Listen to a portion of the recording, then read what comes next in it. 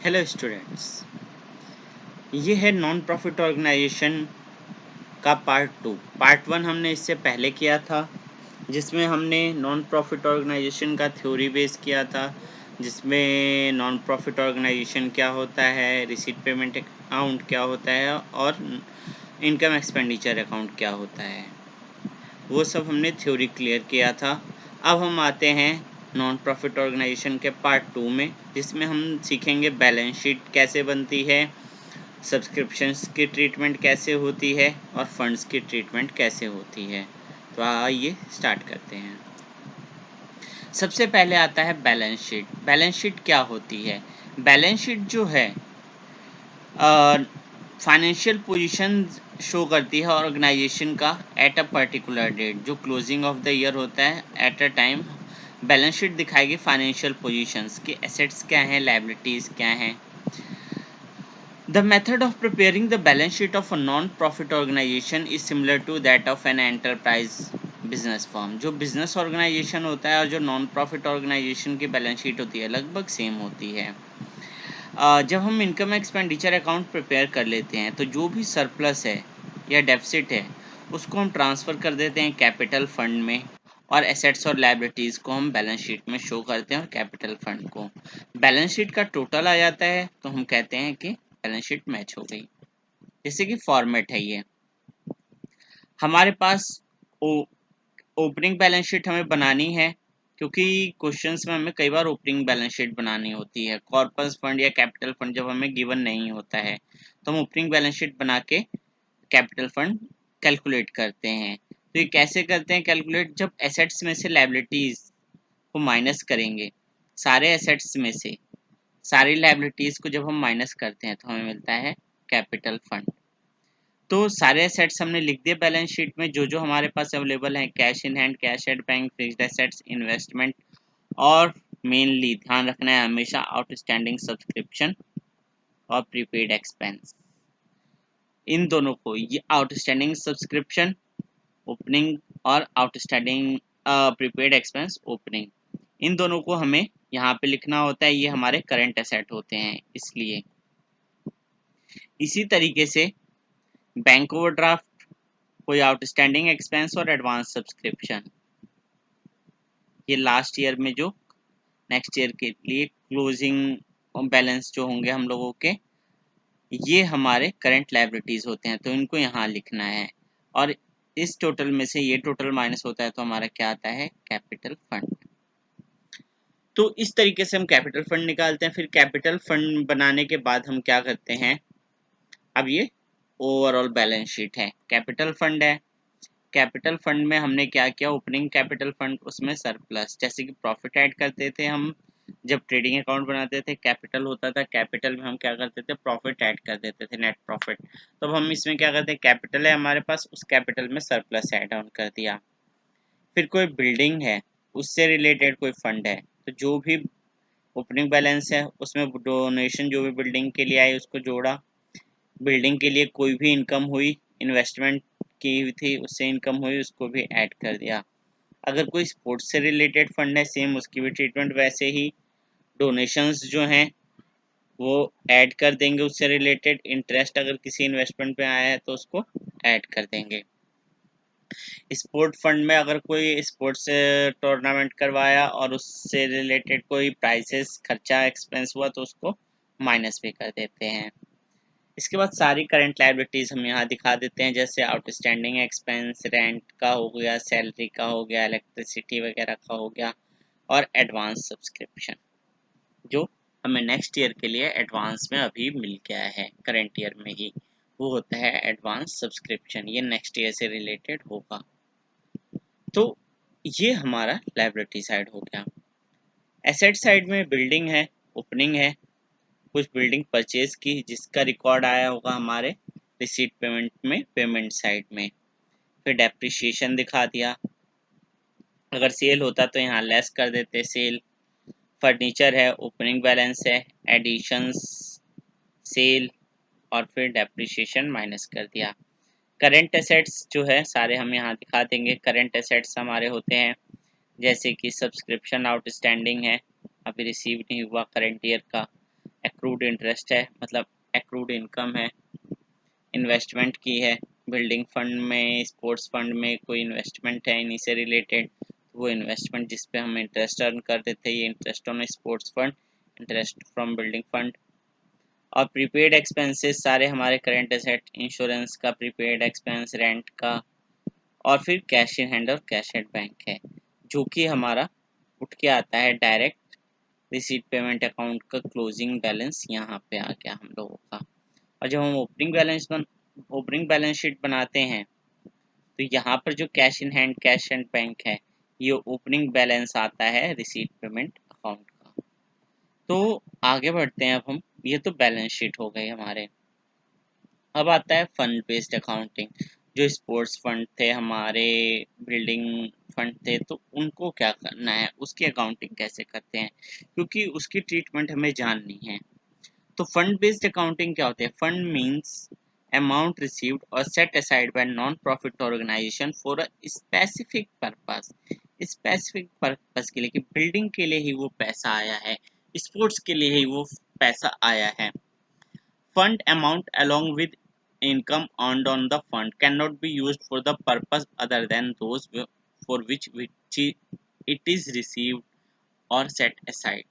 सिर्फ उसी पर्पज के लिए यूज करना है जिसके लिए वो आया है। अगर उससे रिलेटेड कोई इनकम भी हुई है तो उसको भी उसी पर्पज पे यूज करना है। डोनेशंस जो रिसीव हुई और फंड्स जो सेट असाइड के स्पेसिफिक पर्पज के लिए, उसको क्रेडिट कर दिया जाता है सेपरेट फंड में, जैसे अभी हमने स्पोर्ट्स फंड में सेपरेटली दिखाया, और उसको लायबिलिटी साइड में बैलेंस शीट में दिखा देते हैं। इनकम और डोनेशंस जो इससे रिलेटेड होती हैं उनको उसी फंड अकाउंट में क्रेडिट करते हैं और जोड़ देते हैं उस फंड के बैलेंस में। एक्सपेंसेस जो होते हैं उनको हम माइनस कर देते हैं। इसी को कहा जाता है फंड बेस्ड अकाउंटिंग। तो करना क्या है, जो भी हमारे पास फंड है उसमें जो भी इनकम हुई प्लस करनी है, और जो भी एक्सपेंसेस हैं माइनस करने हैं। उसको हमें इनकम एक्सपेंडिचर अकाउंट में नहीं दिखाना है अगर एक फंड है, इसके लिए अलग से बैंक अकाउंट मेंटेन किया जाता है नॉन प्रॉफिट ऑर्गेनाइजेशन के थ्रू। इसको हमें इनकम एक्सपेंडिचर में शो करने की जरूरत नहीं होती है। Fund based accounting means the accounting whereby receipt of donation and income relating to particular fund are credited to that particular fund। उसी particular fund में ही उसको credit किया जाता है, and payment and expenses are debited to it। और debit भी किया जाता है, मतलब माइनस भी किया जाता है उसमें से। जैसे बिल्डिंग फंड हो गया, लाइब्रेरी फंड हो गया, स्पोर्ट्स फंड हो गया, प्राइज फंड हो गया, फंड अकाउंट हो गया, तो इसको लाइबिलिटी साइड में दिखा देंगे। अगर फंड अकाउंट में डेबिट, डेबिट का मतलब माइनस, डेबिट हुआ है तो उसको हम माइनस कर देते हैं। अगर बैलेंस फंड अकाउंट डेबिट है, मतलब नेगेटिव है फंड का अकाउंट, तब हम उसको इनकम एक्सपेंडिचर में दिखाएंगे, वरना नहीं दिखाते हैं। एग्जाम्पल लिख लेते हैं। मान लेते हैं स्पोर्ट्स फंड का बैलेंस 1 लाख है, जिसका हमने एफडी करवा रखा है बैंक में, 8% इंटरेस्ट मिल रहा है।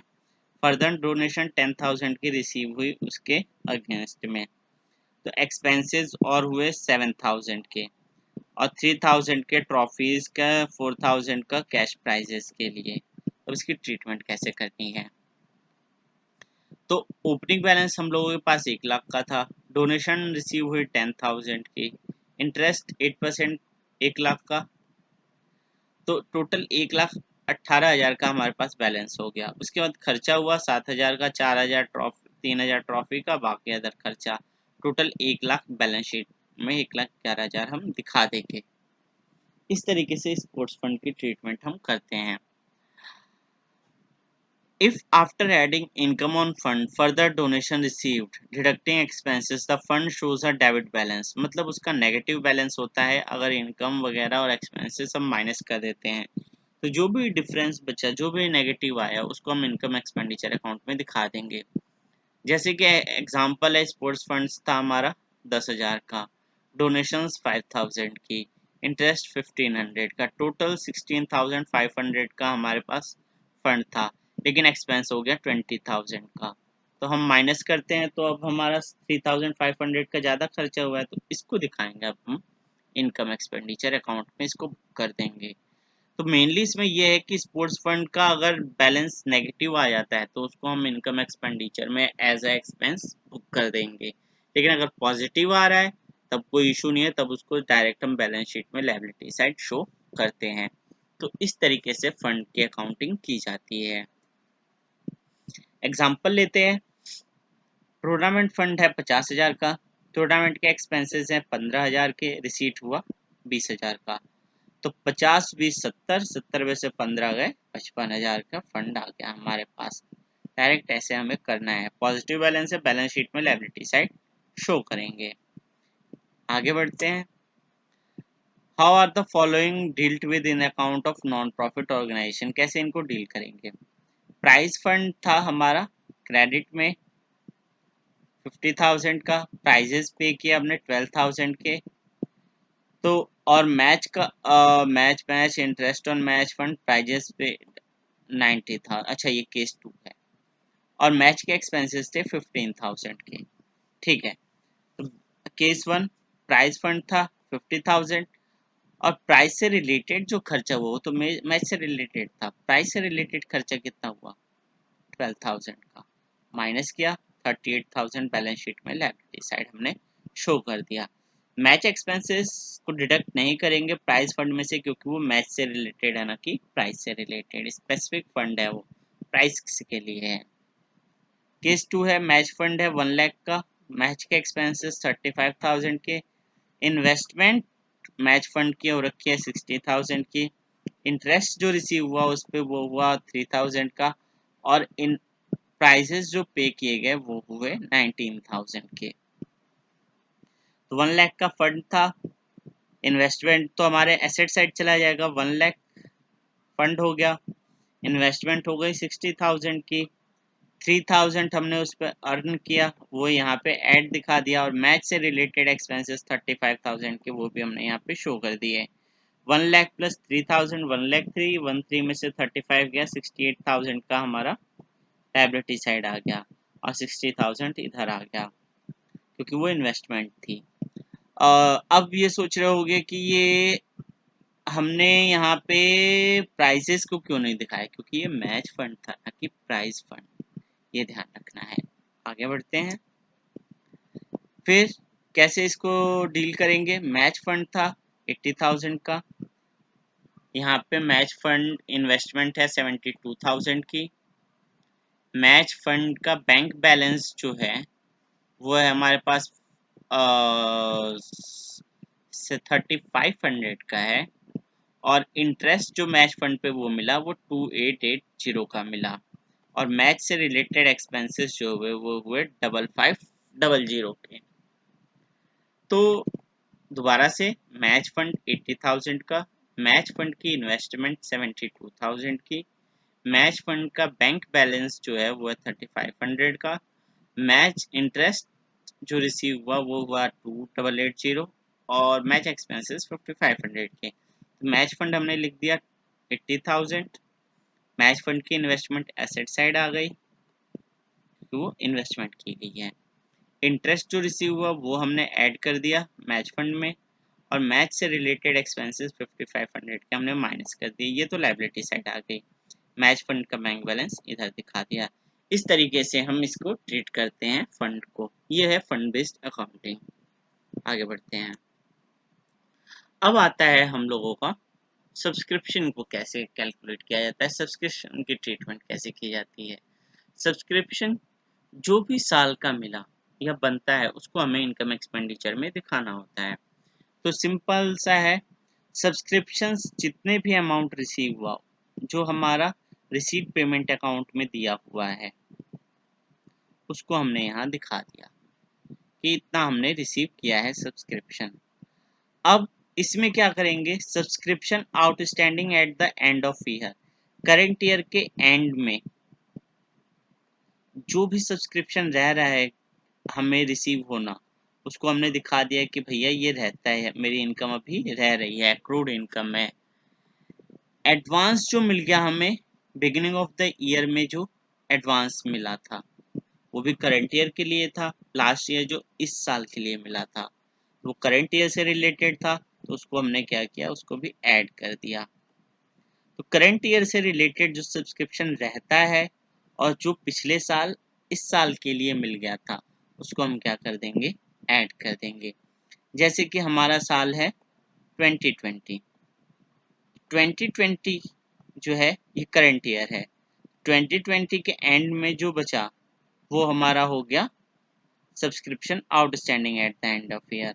और सब्सक्रिप्शन एडवांस में मान लो साल हमारा जो 2019 में मिला था, किसके लिए, 2020 के लिए मिला। कब था, 2019 में, लेकिन मिला किसके लिए था, 2020 के लिए। तो उसको भी हम क्या कर देंगे, ऐड कर देंगे। इसके बाद subscription outstanding at the beginning of year, beginning में आउटस्टैंडिंग था मतलब पिछले साल का था, पिछले साल से रिलेटेड है, 2019 से रिलेटेड है, जो हमें रिसीव नहीं हुआ है, मतलब प्रीवियस ईयर से रिलेटेड है, पिछले साल से रिलेटेड है, तो उसको हम क्या कर देंगे, माइनस। और सब्सक्रिप्शन एडवांस में जो हमें एंड ऑफ द ईयर में मिल गया अगले साल के लिए, मतलब 2021 के लिए मिल गया, मतलब नेक्स्ट ईयर के लिए हो गया, तो उसको भी हम क्या कर देंगे, माइनस। तो सब्सक्रिप्शन में ये ध्यान रखना है कि जो करंट ईयर का है वो ऐड करना है और प्रीवियस ईयर और नेक्स्ट ईयर से रिलेट जो होता है उसको माइनस कर देना होता है। तो हमें मिल जाता है कि कितना सब्सक्रिप्शन हमारा करंट ईयर का बनता है। अगर हम इस टेबल से नहीं कर सकते इसको, तो इसके लिए हम अकाउंट भी बना के इसका कर सकते हैं।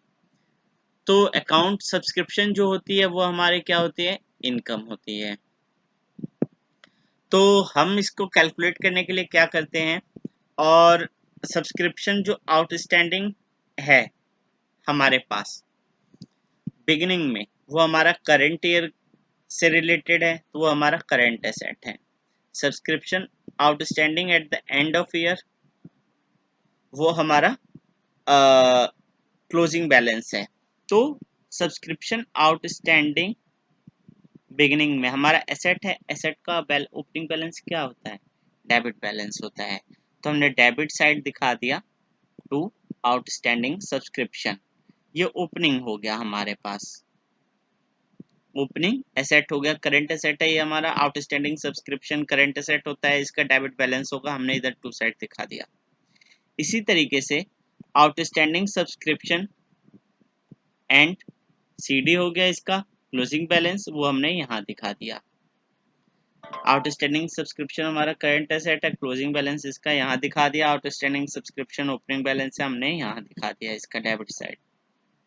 एडवांस सब्सक्रिप्शन जो हमें नेक्स्ट ईयर के लिए मिला है वो हमारा लायबिलिटी है, लायबिलिटी का ओपनिंग बैलेंस किधर होता है, क्रेडिट साइड। तो बिगिनिंग में जो लायबिलिटी है एडवांस सब्सक्रिप्शन उसको दिखाया हमने क्रेडिट साइड, और क्लोजिंग में जो एडवांस सब्सक्रिप्शन है उसको हमने दिखाया डेबिट साइड।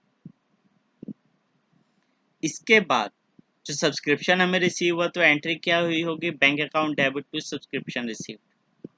तो जो भी रिसीव हुआ तो पैसा आ रहा है सब्सक्रिप्शन का, तो बैंक डेबिट हुआ है बाय बैंक अकाउंट, हमने सब्सक्रिप्शन दिखा दिया, यहाँ पे इतना पैसा रिसीव हुआ है, ये सारा टोटल माइनस ये दोनों, तो हमें मिल जाएगा बैलेंसिंग फिगर की इनकम एक्सपेंडिचर में क्या जाएगा।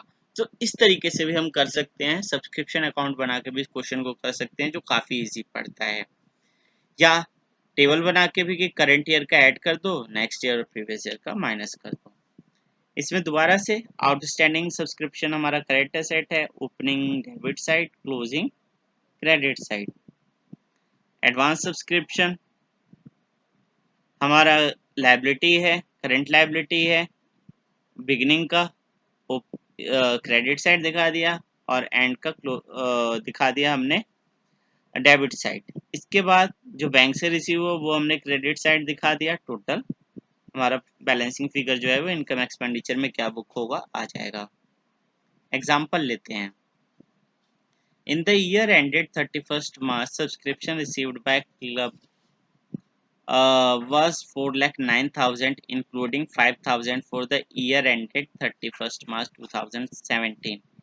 पिछले साल का 5,000 रिसीव हुआ है इसमें 4,09,000 में एंड 10,000 फॉर 31st March 2019 मतलब नेक्स्ट ईयर के लिए.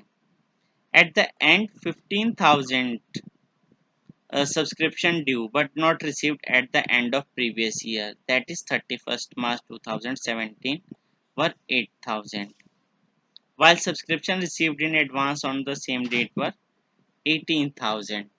तो यहाँ पे हमें बताना है कि कितना क्रेडिट करेंगे इनकम एंड एक्सपेंडिचर अकाउंट में. तो हम इसको एंटर करते हैं. करंट ईयर के लिए हमारे पास है आउटस्टैंडिंग 15,000 का.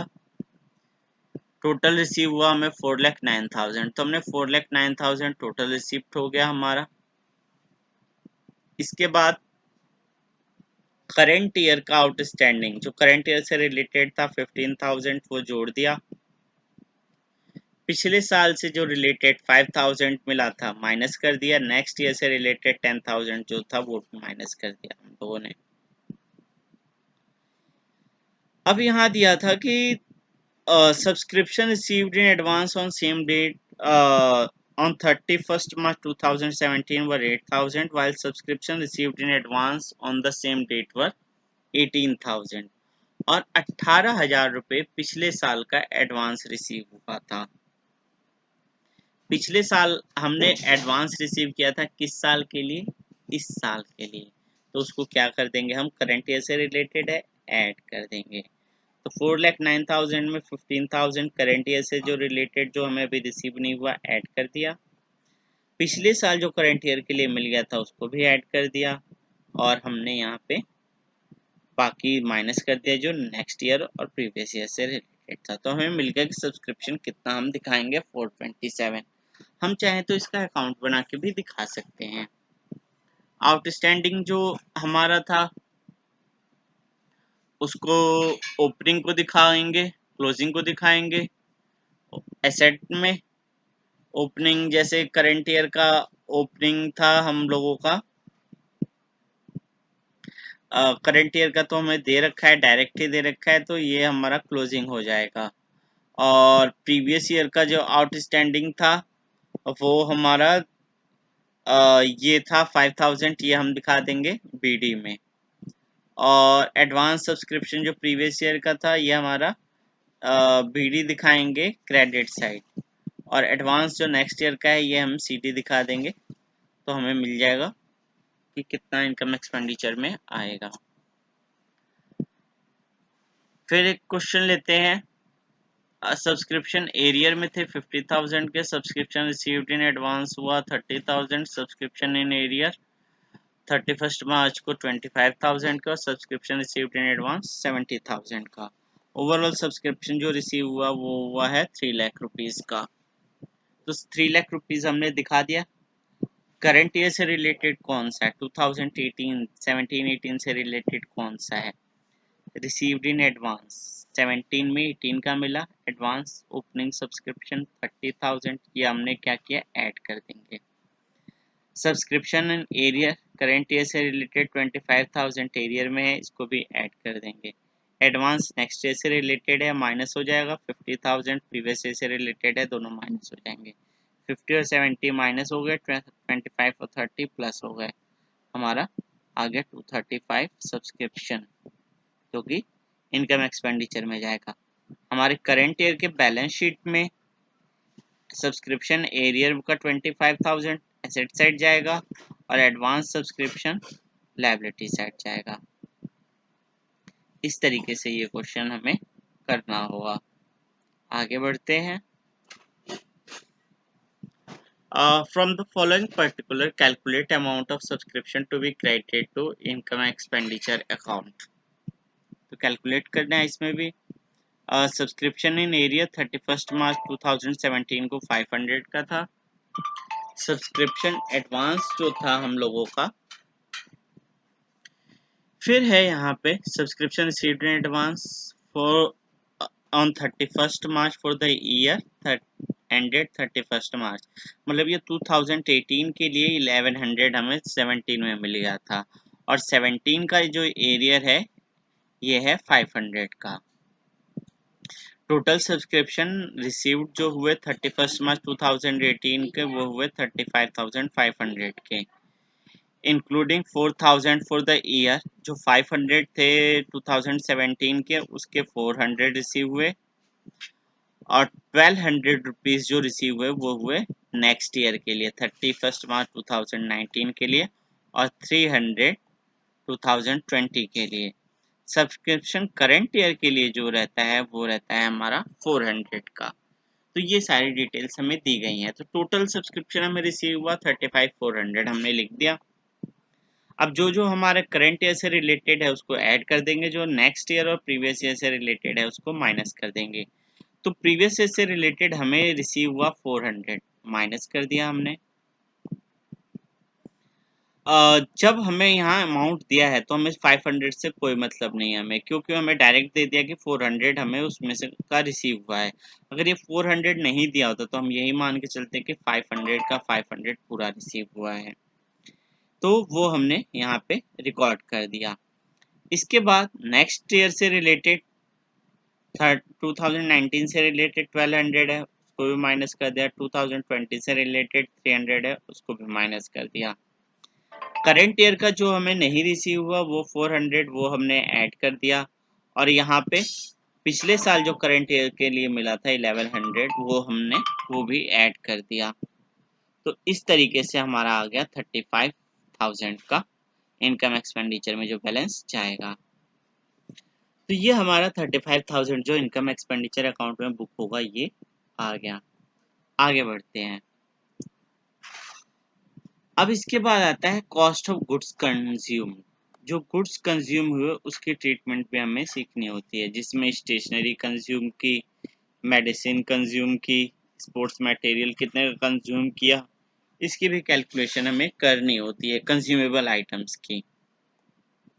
तो इसका भी सेम फंडा वही है जो सब्सक्रिप्शन का है। करंट ईयर से रिलेटेड प्लस करो, नेक्स्ट ईयर प्रीवियस ईयर से रिलेटेड माइनस करो। और यहाँ पे जैसे कि हमें इसको कैसे कैलकुलेट करना होता है, जो ओपनिंग स्टॉक है कंज्यूमेबल आइटम का जो परचेज किया, क्लोजिंग स्टॉक को माइनस किया, तो बैलेंस जो इनकम एक्सपेंडिचर अकाउंट में गया। सिंपली हमारे पास 10 रुपए का ओपनिंग स्टॉक था कंज्यूमेबल आइटम्स का, स्टेशनरी का, मैंने 20 का और परचेज किया, तो मेरे पास टोटल हो गया कंज्यूमेबल आइटम 30 का। अब मेरे पास क्लोजिंग स्टॉक जो है वो 5 बचा है, तो मैंने कितने खाया 25। इस तरीके से हम कैलकुलेट करते हैं कंज्यूमेबल आइटम्स को। अब इसमें मेनली होता क्या है कि जो ये स्टॉक परचेज किया जाता है, जो गुड्स परचेज किए जाते हैं, इनको हम क्रेडिट पे परचेज करते हैं, तो उसके लिए भी ट्रीटमेंट हमें करनी होती है। On the basis of information given below, calculate amount of medicine to be debited to income expenditure account। कितने की मेडिसिन हमने कंज्यूम की। गुड हेल्थ हॉस्पिटल है, तो स्टॉक मेडिसिन का हमारे पास था 175 का, 144 650 का हमारे पास क्लोजिंग स्टॉक है। क्रेडिटर्स जो थे वो थे 1506 900 के और 1820 700 का। तो इसमें मेनली आगे लिखा है कि मशीन मेडिसिन परचेज जो की गई वो की गई 60,80,700 की। तो अब हमें बताना है कि कितने का हमने स्टॉक कंज्यूम किया है। नॉर्मली इसके अकाउंट बना के भी हम कर सकते हैं और इसका टेबल बना के भी कर सकते हैं। तो मेडिसिन परचेज हुआ 60,000 60,80,700 का। ओपनिंग स्टॉक हमारा ये था 175,750 में परचेज हमने ऐड कर दिया और क्लोजिंग स्टॉक को माइनस कर दिया, तो हमें मिल गया कि इतने का हमने मेडिसिन इनका कंज्यूम किया है। ये कंज्यूमेबल आइटम है।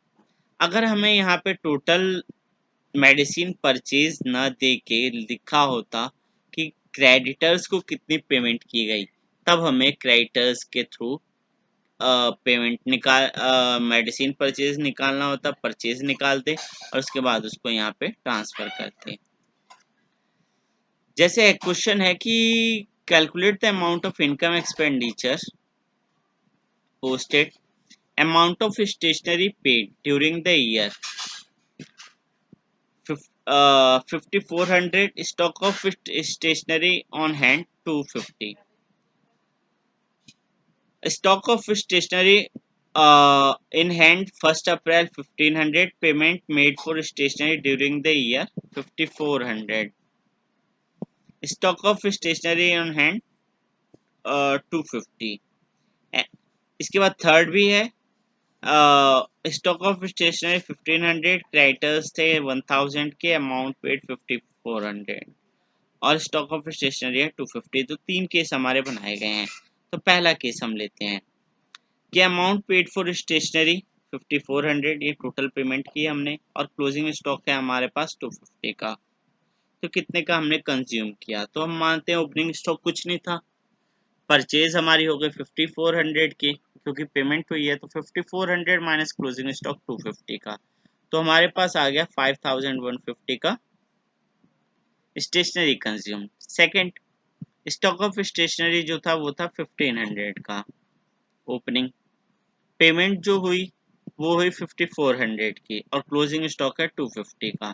तो opening plus purchase minus closing, opening plus purchase minus closing आ गया 66650। थर्ड केस है कि ओपनिंग स्टॉक है 1500 का, क्रेडिटर्स जो थे वो 1000 के थे और अमाउंट पे जो हुआ वो 5400 हुआ और क्लोजिंग स्टॉक हमें दिया है, तो 1500 जो पेमेंट हुई उसको जोड़ देते हैं 5400 और हमारे पास क्लोजिंग स्टॉक है, लेकिन यहाँ पे क्रेडिटर्स भी दिए हुए हैं। तो हम देखते हैं इसको कर लेंगे कैसे। देखिए, पेमेंट हो गई, ओपनिंग स्टॉक प्लस होगा, क्लोजिंग स्टॉक माइनस होगा और क्रेडिटर्स को जो पे हुआ है, जो क्रेडिटर्स हमारे ओपनिंग थे उनको माइनस करते हैं। क्यों माइनस करते हैं? क्योंकि उनको हमने पे किया होगा। तो 5400 जो ओवरऑल था उसमें से 1000 तो प्रीवियस क्रेडिटर्स भी पे हुए होंगे, इसलिए इसको हम माइनस कर देते हैं। तो इसका सिस्टम ये बनता है कि क्रेडिटर्स जो बिगिनिंग के हैं वो माइनस होते हैं और क्लोजिंग के क्रेडिटर्स प्लस किए जाते हैं, क्योंकि उनको हमें पे करना होगा, तो वो अल्टीमेटली हमारा परचेज शो कर देगा। तो इसलिए इसको माइनस कर दिया हमने, तो हमारा आ गया 5650। तो इस तरीके से हम कंज्यूमेबल निकालते हैं। एक लेते हैं और question, stock opening, opening creditors, purchase, closing medicine और क्लोजिंग क्रेडिटर्स। तो हमारे पास ओपनिंग स्टॉक है मेडिसिन का, हमने कैश परचेज जो 3 लाख का किया वो ऐड कर दिया, 3 लाख प्लस ओपनिंग स्टॉक, ये दोनों हमने ऐड कर दिए। क्लोजिंग स्टॉक 150 का हमने माइनस कर दिया। यहाँ तक तो सब ठीक है। जो क्रेडिटर्स में से हमने परचेज किया होगा ओपनिंग क्रेडिटर्स से और क्लोजिंग क्रेडिटर्स हमारे पास 130 के हैं। अब मेरे पास 90,000 के क्रेडिटर्स थे शुरुआत में, अब हो गए 1,30,000 के। तो मैंने कितने का और खरीदा होगा? 40,000 का खरीदा होगा। कैसे निकाला? 130 में से 90 माइनस कर दिया। तो मैंने वही चीज की यहाँ पे, 40,000 एक बार में ऐड ना करते हुए मैंने 130 प्लस कर दिया जो क्लोजिंग क्रेडिटर्स हैं और ओपनिंग क्रेडिटर्स को मैंने माइनस कर दिया। इसको ऐसे भी कर सकते हैं, जो क्लोजिंग है क्रेडिटर्स को हमेशा प्लस कर दो, जो ओपनिंग क्रेडिटर है उसको माइनस कर दो। तो हमें ओवरऑल मिल गया कि 2,90,000 का हमने मेडिसिन कंज्यूम किया। इस तरीके से हम कंज्यूमेबल्स की ट्रीटमेंट करते हैं। अब जैसे क्वेश्चन और आ गया, इनकम एक्सपेंडिचर में इसको कैसे ट्रीट करेंगे। स्टेशनरी थी 30,000 की ओपनिंग, क्रेडिटर्स थे 20,000 के, advances paid for stationery, advance में हमने पेमेंट की थी 31 मार्च में 2,000 रुपीज की। अमाउंट पेड हमने करंट ईयर में किया स्टेशनरी के लिए 1,08,000 का। क्लोजिंग स्टॉक स्टेशनरी का 13,000, एडवांस पेड फॉर स्टेशनरी 3,000। अब हम एडवांस में भी पेमेंट कर रहे हैं तो इसको कैसे रिकॉर्ड करेंगे? तो ओपनिंग स्टॉक 30,000 लिख देते हैं, जो पेमेंट की वो भी लिख देते हैं 1,08,000। क्लोजिंग स्टॉक जो है उसको हमने क्या किया, माइनस कर दिया 5,000 का। तो क्लोजिंग स्टॉक जो है हमारा 5,000 का हमने माइनस किया स्टेशनरी का, ठीक है, हमने 5,000 का स्टेशनरी का क्लोजिंग स्टॉक माइनस कर दिया। यहाँ तक सब ओके है। इसके बाद आगे बढ़ते हैं।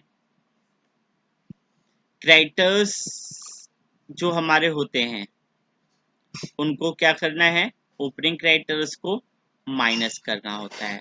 तो ओपनिंग क्रेडिटर्स जो थे हमने उसको माइनस कर दिया। क्लोजिंग क्रेडिटर्स हमारे पास है ही नहीं, क्रेडिटर्स क्लोजिंग क्रेडिटर्स ये है 13,000, थोड़ा मिस्टेक है। तो 13,000 हमारे क्लोजिंग क्रेडिटर्स हैं, इनको भी हमने इनको प्लस कर दिया। इसके बाद एडवांस, एडवांस जो हमने पे किया था बिगिनिंग ऑफ द ईयर में, तो वो करंट ईयर के लिए पे किया होगा, तो करंट ईयर के लिए पे किया है तो उसको हम क्या कर देंगे, प्लस कर देंगे। तो एडवांस जो करंट ईयर के लिए है वो हमने प्लस कर दिया, और एडवांस जो नेक्स्ट ईयर के लिए 3,000 का उसको हमने क्या किया, माइनस किया। तो अल्टीमेटली हमारा आ गया कितना हमने कंज्यूम किया। तो हमें इसमें ध्यान यही देना है कि करंट ईयर से रिलेटेड करना है। तो यहाँ पे opening stock minus closing stock हो गया, ओपनिंग क्रेडिटर्स माइनस हो गए, क्लोजिंग क्रेडिटर्स प्लस हो गए, एडवांस बिगनिंग का प्लस होगा और एडवांस एंड का माइनस होगा। ये इसकी ट्रीटमेंट होती है। करंट ईयर वाले प्लस और प्रीवियस ईयर या नेक्स्ट ईयर से रिलेटेड जो होंगे वो माइनस हो जाएंगे। तो हमें मिल जाएगा कितना इनकम एक्सपेंडिचर अकाउंट में जाएगा। तो इस तरीके से हम करते हैं।